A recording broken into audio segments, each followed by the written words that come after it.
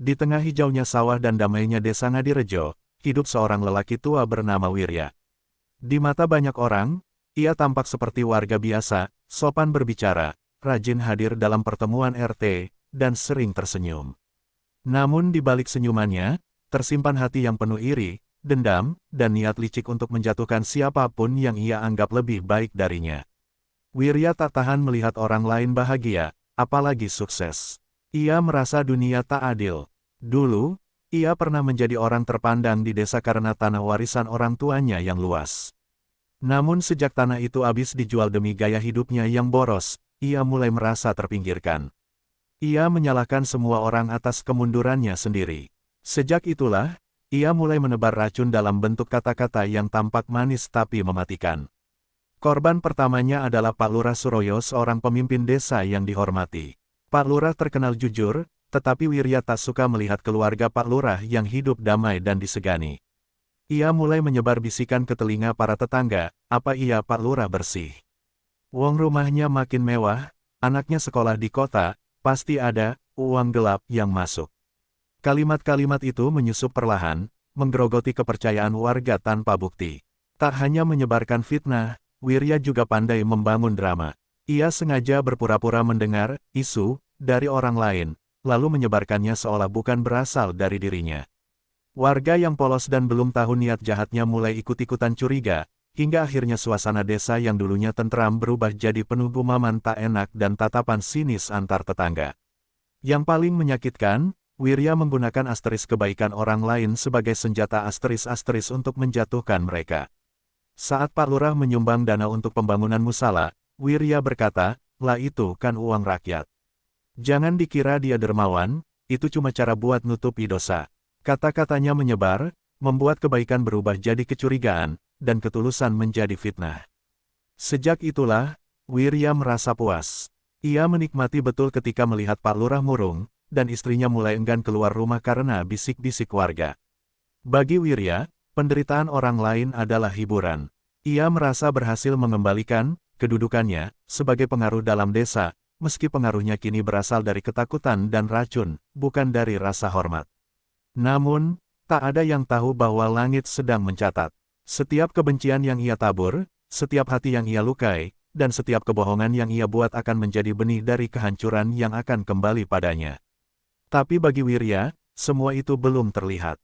Ia terlalu sibuk menabur, tanpa sadar bahwa ia sedang menanam kehancuran untuk dirinya sendiri. Fitnah yang ditebar Wirya mulai tumbuh seperti benalu. Pelan namun pasti, kepercayaan warga terhadap Pak Lurah Suroyo mulai memudar. Padahal Pak Lurah sudah mengabdi lebih dari 20 tahun dengan tulus. Ia membangun jalan desa, mengurus bantuan untuk warga miskin, dan selalu hadir saat ada warga yang sakit atau meninggal. Tapi semua itu kini dikaburkan oleh bisik-bisik kecurigaan. Istri Pak Lurah, Bu Lestari, adalah perempuan lembut yang selalu menunduk sopan saat bertemu warga. Namun beberapa ibu-ibu mulai menjauh darinya. Mereka saling berbisik, pantas saja bajunya gonta-ganti, pasti dari uang korupsi. Bu Lestari menangis diam-diam di dalam rumah. Ia tak pernah menyangka akan mengalami pengasingan sosial hanya karena kabar angin yang tak jelas ujungnya. Anak Pak Lurah, Dimas, yang baru pulang dari kuliah di Yogyakarta, ikut merasakan perubahan itu. Teman-temannya yang dulu menyambutnya hangat, kini bersikap dingin. Ada yang bahkan terang-terangan berkata, "Wah, kamu anak pejabat ya, pasti duit kuliahmu dari rakyat." Dimas terpukul. Ia tahu betul bahwa ayahnya selalu hidup sederhana dan tak pernah bermain curang. Suroyo mulai gelisah. Ia coba jelaskan kebenaran di forum warga, tapi semua terasa sia-sia. Wirya pun hadir dengan wajah seolah prihatin, berkata, "Saya sih cuma dengar-dengar saja, Pak. Tapi sebagai warga, ya saya ikut cemas." Kalimat itu seperti pisau yang menusuk dari belakang. Ia berlagak netral, padahal dialah sumber kekacauan itu. Hari demi hari, Pak Lurah menjadi pendiam. Semangatnya mengurus desa mulai redup. Ia tidak ingin berkonflik, tapi batinnya terkoyak. Ia hanya bisa berdoa dalam sepi, berharap Tuhan membela yang benar. Ia tahu kebenaran akan menemukan jalannya, namun tak tahu kapan dan bagaimana. Sementara itu, Wirya merasa kemenangan kecil telah diraih. Ia puas melihat Pak Lurah kehilangan dukungan. Namun yang tak ia sadari, luka yang ia ciptakan bukan hanya pada satu orang, tapi pada seluruh sistem kepercayaan di desa itu. Keakraban mulai memudar, warga mulai saling curiga, dan hubungan yang dulu hangat mulai terasa dingin. Luka yang ditinggalkan oleh kebencian memang tak selalu berdarah. Tapi ia menusuk ke dalam, menghancurkan hati-hati yang pernah percaya, dan mengubah ketulusan menjadi kehati-hatian. Wirya tak melihat itu sebagai masalah. Ia justru merasa kuat, seolah dialah pusat kendali desa sekarang. Tapi seperti api kecil yang dibiarkan menyala, kebencian yang ia tebarkan akan membakar sesuatu, dan yang terbakar nanti bisa jadi bukan orang lain, melainkan hidupnya sendiri. Setelah merasa berhasil menjatuhkan nama baik Pak Lurah, Wirya mulai mencari sasaran berikutnya. Matanya kini tertuju pada seorang pemuda bernama Bagas, anak muda yang dikenal taat beribadah, sopan, dan baru saja membangun pesantren kecil di tanah peninggalan almarhum ayahnya. Bagas tidak mencari panggung, ia hanya ingin memberi ilmu agama kepada anak-anak desa yang tidak mampu mengakses pendidikan formal. Namun justru karena pengaruh Bagas yang mulai tumbuh dan dihormati warga, Wirya merasa terusik. Dalam pikirannya yang gelap, tak boleh ada orang lain yang lebih didengarkan selain dirinya. Maka, ia mulai menyebar isu bahwa pesantren Bagas adalah kedok untuk menyebarkan ajaran sesat dan bahwa Bagas menerima dana asing dengan tujuan tertentu. Jangan percaya sama pemuda yang terlalu alim, kata Wirya pada beberapa warga di warung kopi. Biasanya itu ada niat tersembunyi. Apalagi bangun pesantren cepat banget, padahal belum lama ditinggal bapaknya. Duitnya dari mana, hayo? Gumaman itu mulai meracuni pikiran sebagian warga yang mudah terpengaruh. Isu yang tadinya hanya bisik-bisik, lama-lama menjadi bola liar. Beberapa orang tua mulai melarang anaknya belajar di pesantren Bagas. Bahkan ada yang datang dan memaki-maki Bagas karena mengira ia menyebarkan paham berbahaya. Bagas yang sabar hanya bisa diam dan menjawab dengan tenang, "Saya tidak menyebarkan apapun selain kebaikan dan ajaran Al-Quran." Namun kedamaian di hatinya tak mampu menahan luka di hati ibunya, Bu Marni, yang melihat anaknya difitnah seperti itu. Ia jatuh sakit karena stres dan merasa ketakutan kalau anaknya akan disakiti. Bagas tetap merawat ibunya dengan penuh kasih sambil terus bersabar, meyakini bahwa Allah Maha Melihat dan Maha Membalas. Sampai akhirnya, beberapa pemuda kampung yang termakan hasutan datang ke pesantren malam-malam. Mereka melempari pagar dengan batu dan berteriak-teriak, menyuruh pesantren itu ditutup. Bagas hanya berdiri di depan pintu, melindungi santri-santrinya yang ketakutan di dalam. Ia tak melawan, hanya menunduk dan membaca doa dalam hati. Warga yang lain mulai terdiam. Mereka melihat Bagas tak membalas dengan kekerasan, malah tetap mendoakan. Beberapa di antara mereka mulai ragu, apakah benar semua yang mereka dengar tentang Bagas. Tapi ketakutan dan kebingungan masih membuat mereka diam saja, belum berani membela kebenaran. Wirya kembali merasa puas. Ia merasa seolah sedang menyelamatkan desa dari ancaman. Padahal, yang sebenarnya ia lakukan hanyalah merusak satu persatu kehidupan orang-orang baik. Kebenciannya adalah bara yang membakar perlahan, dan ia tidak sadar bahwa panasnya akan segera menyentuh dirinya sendiri. Sementara Wirya sibuk menabur fitnah di desanya, hidup anak semata wayangnya, Raka, mulai diguncang badai. Raka tinggal di kota, bekerja sebagai supervisor di perusahaan properti. Ia dikenal cerdas dan ambisius. Namun tanpa disangka, ia tiba-tiba dipecat dengan tuduhan berat, penggelapan dana klien senilai ratusan juta rupiah. Raka kebingungan. Ia merasa dijebak oleh rekan kerjanya yang iri pada prestasinya. Ia mencoba menjelaskan, tapi bukti-bukti yang ditumpuk semua mengarah padanya. Ia dilaporkan ke polisi, dan kasusnya masuk media. Nama baiknya hancur. Padahal selama ini ia bekerja keras dan jujur, namun dunia seakan tak memberi ruang untuk membela diri. Saat kabar itu sampai ke desa, Wirya terhenyak. Ia marah, mengutuk semua orang di kota yang telah menjatuhkan anaknya. Namun ia tak sadar, apa yang dialami Raka adalah cermin dari kejahatan yang selama ini ia lakukan pada orang lain. Ia selalu merasa menjadi korban, padahal selama ini ia adalah pelaku dari penderitaan orang-orang baik. Wirya datang ke kota untuk menengok anaknya. Raka duduk di kantor polisi dengan wajah lesu dan mata sembab. "Bapak," katanya pelan, "saya enggak tahu harus ngapain lagi. Semua orang ninggalin saya, teman-teman saya enggak ada yang bela." Kata-katanya membuat dada Wirya sesak, tapi egonya masih menolak untuk menyadari apa yang sedang terjadi. Sekembalinya ke desa, Wirya mulai murung. Ia mengurung diri di rumah selama beberapa hari. Tak lagi ke warung, tak lagi ikut kumpulan warga. Namun ketenangannya bukan karena pertobatan, melainkan karena ketakutan. Ia mulai merasa bahwa sesuatu sedang tidak beres dalam hidupnya, tapi ia masih menganggap itu sebagai ujian, bukan balasan atas kebencian yang ia tebar. Namun hidup terus mengungkap tabir kebenaran. Sebuah pesan datang dari perusahaan Raka, mereka menemukan bukti baru bahwa bukan Raka pelakunya, melainkan koleganya sendiri. Namun karena proses hukum sudah berjalan, Raka tetap ditahan sementara hingga persidangan. Nama baiknya tetap tercoreng di mata publik.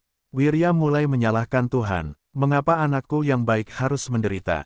Katanya kepada langit. Ia tak sadar bahwa banyak doa dari orang-orang yang ia lukai sedang menuntut keadilan. Hukum dunia mungkin lambat, tapi hukum Tuhan berjalan dalam kesunyian, dan kali ini, giliran keluarganya yang merasakan pedihnya fitnah dan kesalahan tuduhan. Hari demi hari, kecemasan Wirya makin menjadi. Tidurnya tak tenang, makannya tak lahap. Dan untuk pertama kalinya dalam hidupnya, ia mulai takut akan sesuatu yang dulu ia anggap sepele, doa orang yang teraniaya. Kabar tentang Raka yang dipenjara perlahan menyebar di desa. Warga yang dulu takut atau segan pada Wirya kini mulai berani membicarakannya secara terbuka. Mungkin itu balasan dari atas, bisik beberapa orang di warung. Yang lain mengangguk, mengingat bagaimana keluarga Pak Lurah dan Bagas dulu diperlakukan. Perlahan, rasa simpati pada Wirya menghilang, berganti dengan rasa jengah. Puncaknya terjadi saat malam hari. Sekelompok pemuda, yang geram atas kerusakan yang telah ditimbulkan oleh Wirya selama bertahun-tahun, mendatangi rumahnya. Mereka tidak melakukan kekerasan fisik, tapi melempari halaman rumah dengan batu dan kertas bertuliskan, "Inilah buah dari kebencianmu." Wirya terbangun dan gemetar. Ia melihat kaca jendela pecah, dan suara teriakan dari luar, "Ingat karma, Wirya." Istrinya, Bu Kartini, yang selama ini diam dan bersabar, tak tahan lagi.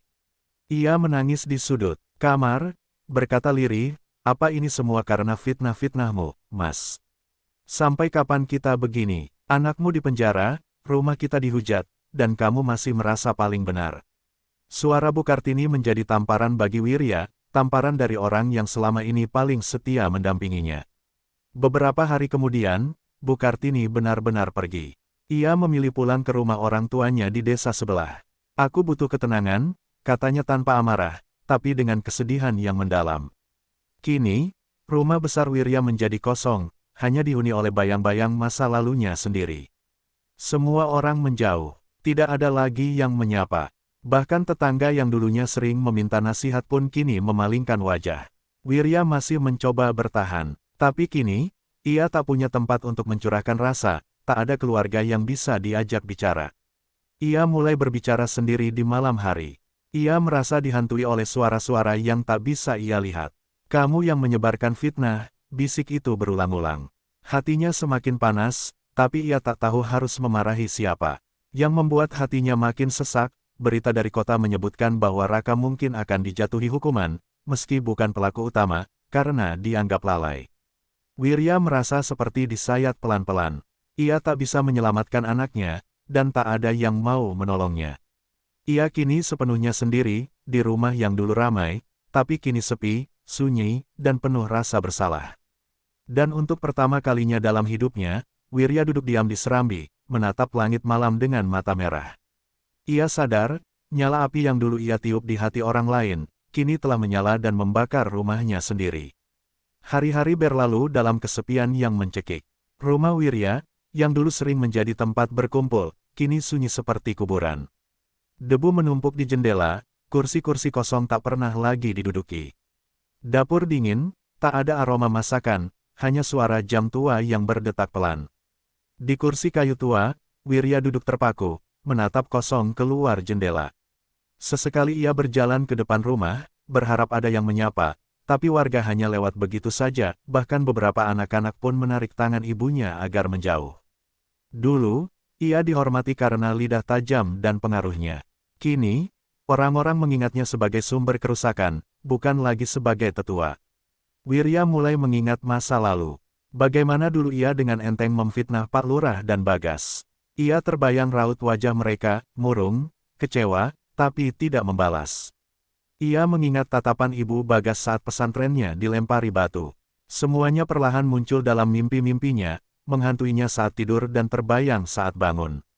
Tubuhnya mulai melemah, nafsu makan hilang, tidur pun tak nyenyak.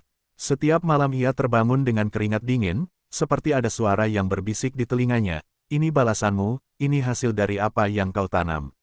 Ia menutup telinga, tapi suara itu seakan berasal dari dalam hatinya sendiri, jeritan dari nurani yang dulu ia kubur hidup-hidup. Pada suatu malam, Wirya terjatuh di kamar mandi. Tak ada yang tahu, tak ada yang menolong. Ia merangkak sendiri menuju kursi kayu, dan duduk terdiam selama berjam-jam. Barulah pagi hari seorang tetangga melihat pintu rumah terbuka, dan menemukan Wirya terkulai lemas. Namun, warga hanya melihatnya dari kejauhan. Tidak ada yang berani membantu. Karma telah membuatnya terasing dari dunia. Di tengah penderitaan itu, datang seorang pemuda ke rumahnya, Bagas. Dengan wajah tenang, Bagas membawa air minum dan bubur hangat. Ia tidak datang untuk membalas, tidak pula membawa dendam. Ia hanya berkata pelan, "Saya datang bukan untuk menghakimi, Pak. Tapi karena Islam mengajarkan untuk tetap peduli, bahkan pada orang yang menyakiti kita." Wirya tak sanggup berkata apa-apa. Air matanya menetes. Inilah pemuda yang dulu ia jatuhkan, yang ia fitnah, yang hampir ia hancurkan hidupnya, kini justru menjadi satu-satunya orang yang mengulurkan tangan. Kehancuran hidupnya terasa makin dalam bukan karena siksaan, tapi karena kebaikan yang datang dari orang yang paling ia sakiti. Di hari itu, dalam kesendirian yang perlahan disinai cahaya keikhlasan Bagas, hati Wirya mulai melemah. Ia belum sepenuhnya sadar, tapi ia mulai merasa kalah, bukan oleh orang lain, tapi oleh dirinya sendiri. Musim hujan mulai turun di desa Ngadirejo. Udara dingin menyelimuti malam-malam yang kini semakin panjang bagi Wirya. Tubuhnya makin kurus, suaranya makin lirih, dan semangat hidupnya perlahan padam. Ia tak lagi keluar rumah. Semua kebutuhan hanya sesekali dibantu oleh Bagas, yang datang tanpa pamrih, membawa makanan dan mengajak bicara walau kadang hanya dibalas anggukan pelan. Namun penderitaan belum berakhir. Surat dari pengacara Raka datang. Dalam surat itu tertulis bahwa hukuman untuk anaknya tetap akan dijalankan, 2 tahun penjara karena kelalaian administratif. Meski bukan pelaku utama, Raka dianggap bertanggung jawab. Wirya membaca surat itu dengan tangan gemetar. "Anakku, anakku dihukum," bisiknya lirih sambil menangis seperti anak kecil. Ia merasa hancur. Harapan satu-satunya dalam hidupnya kini harus mendekam di balik jeruji besi. Tak ada yang bisa ia lakukan. Ia ingin meminta tolong, tapi tak ada yang mau mendengarnya.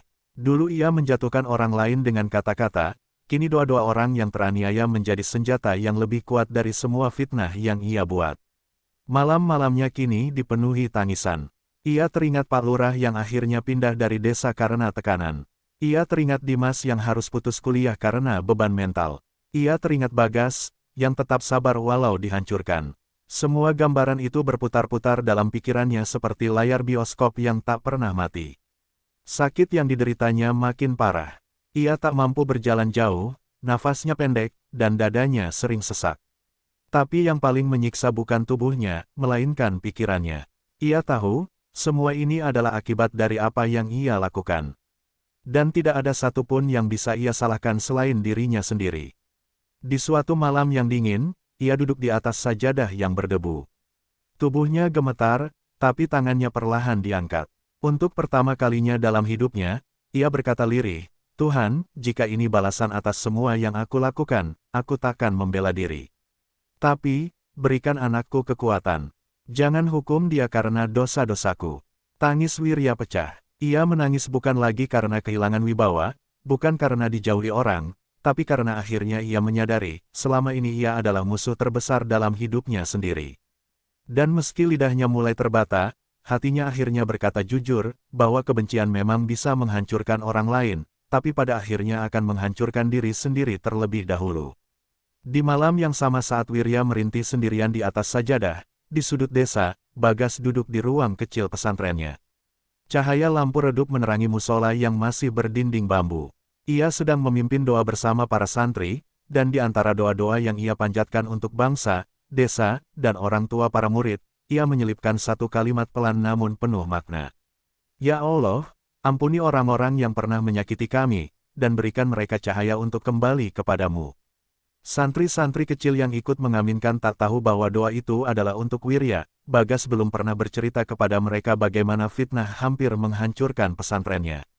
Ia memilih diam dan membalas semua luka dengan kesabaran. Karena baginya, dendam hanya akan membuat jiwa kotor, sementara ampunan akan membersihkan semuanya.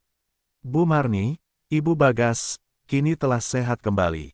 Ia tahu apa yang telah dilakukan Wirya, tapi ia memilih untuk tak membicarakannya. Biar Gusti Allah sing bales, katanya lembut. Mereka lebih memilih berbuat baik, percaya bahwa segala sesuatu akan ada waktunya. Doa-doa yang tulus seperti itulah yang naik ke langit.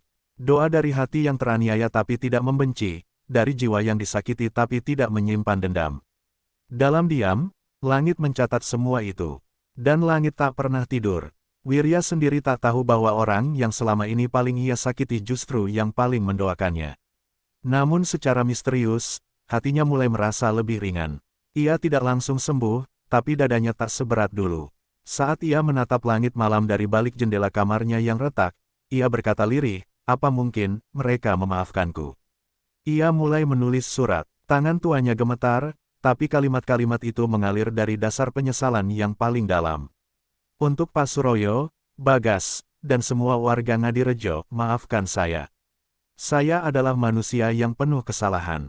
Saya hancurkan banyak orang dengan mulut saya. Jika kalian bisa, tolong doakan saya. Surat itu dititipkan pada Bagas oleh seorang tetangga. Dan ketika Bagas membacanya, matanya berkaca-kaca. Ia tidak menang karena bangga atas balasan Tuhan.